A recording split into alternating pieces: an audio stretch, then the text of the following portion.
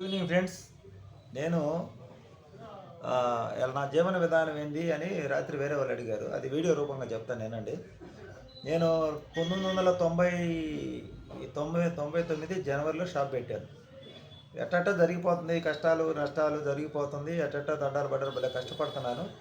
ఎందుకో నాకు 2007 సంవత్సరంలో అసలు నా ఖర్చు కుటుంబం అంతకుముందు సంపాదన రాస్తున్నా, ఖర్చు రాయలేదు. అసలు నా కుటుంబ ఖర్చు ఎంత అవుతుందో రాయాలని నాకు ఆలోచన వచ్చింది. డైరీలో అప్పటి నుంచి మొదలుపెట్టాను 2007 సంవత్సరంలో. 2007 సంవత్సరంలో కుటుంబ ఖర్చులు రాస్తే అప్పటికి ఇల్లు రెంటే, సొంత ఇంటి నుంచి బయటకు వచ్చాను. 98లో బయటకు వచ్చాను. ఇల్లు రెంటే, షాప్ రెంటే. అప్పట్లో ఇంటి రెంట్ రూ. 850 ఉంది, షాప్ రెంట్ 500. ఇక్కడ అక్కడ కరెంటు బిల్లు కలిపి అక్కడ రూ. 150 కరెంటు బిల్లు, రూ. 1000, ఇక్కడ కరెంటు బిల్లు రూ. 100. మొత్తం వచ్చేసి రూ. 1600 రెంట్లు కడుతున్నా, కరెంటు బిల్లు రెంట్లు అప్పుడు. అయితే అప్పటి నుంచి ఇప్పటివరకు చెప్తాను ఏంటంటే 2007 సంవత్సరం నా కుటుంబ ఖర్చు వచ్చేసి రూ. 1,16,40,000 అయిందండి 2007లో. అదే 2008కి వచ్చేసరికి 1,16,218 రూపాయలు అయింది. పిల్లలు స్కూల్కి పోతున్నారు. అంటే మామూలు సాధారణమైన ప్రైవేట్ స్కూల్లో కూడా చిన్న స్కూల్లో చదివించారన్నమాట, తెలుగు మీడియం.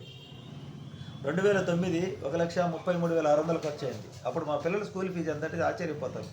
50, రూ. 40, రూ. 50 స్కూల్ ఫీజు. 5వ తరగతి దాకా అంతే అనుకుంటా, 4వ తరగతి దాకా నెలకి.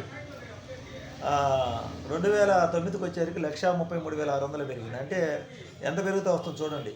2010కి వచ్చేసరికి 1,61,435. 2011కి వచ్చేసరికి 1,94,845.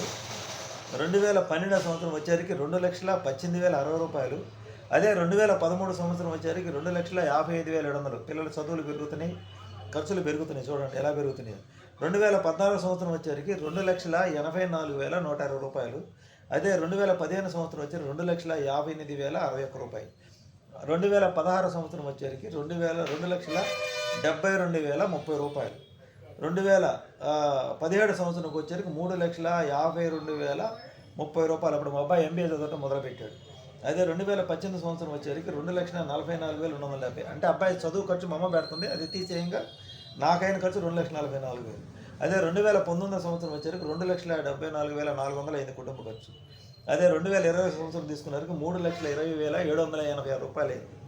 అదే 2021 సంవత్సరం తీసుకున్నరికి 4,09,401 రూపాయలు అయింది. ఎందుకు అయిందంటే ఆ సంవత్సరం నాకు కరోనా వచ్చింది, మా ఆవిడకి వచ్చింది కరోనా. మా అబ్బాయి అప్పటికి ఉద్యోగం చేసుకుంటే వాడికి వచ్చింది, కానీ వాడి ఖర్చులు వాడు పెట్టుకున్నాడు. మాకు కుటుంబం మా ముగ్గురికి అయిన ఖర్చు అనమాట.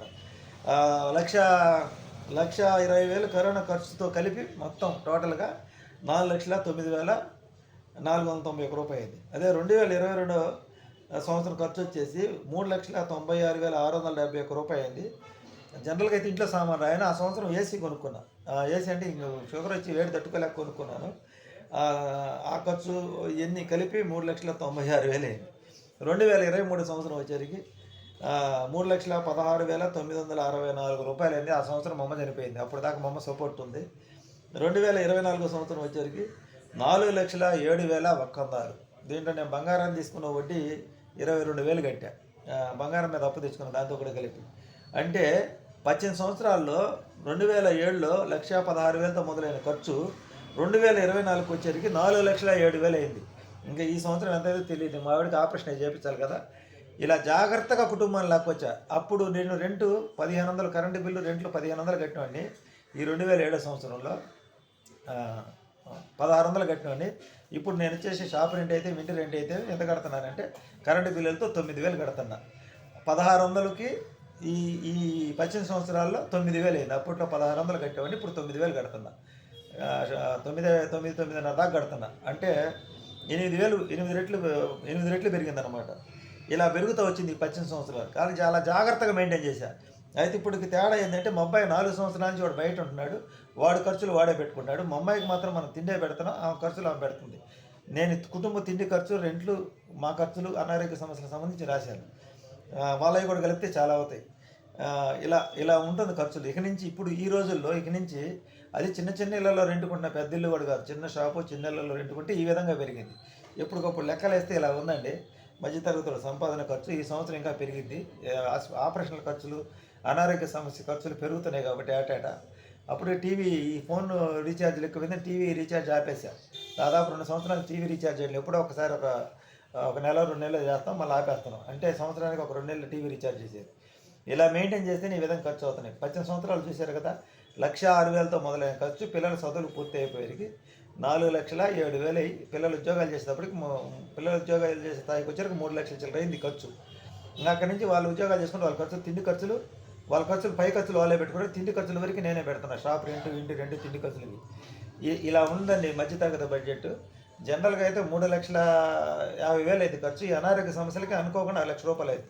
అది నేను సామాన్యమైన స్కూళ్ళల్లో మా పిల్లల్ని చదివిస్తే, ఇప్పుడు మాదిరిగా పెద్ద పెద్ద స్కూళ్ళల్లో నారాయణ చైతన్య పెద్ద పెద్ద స్కూల్లో చదివిస్తే మటుకు అసలు నాలాంటి వాడు వల్ల కాదు.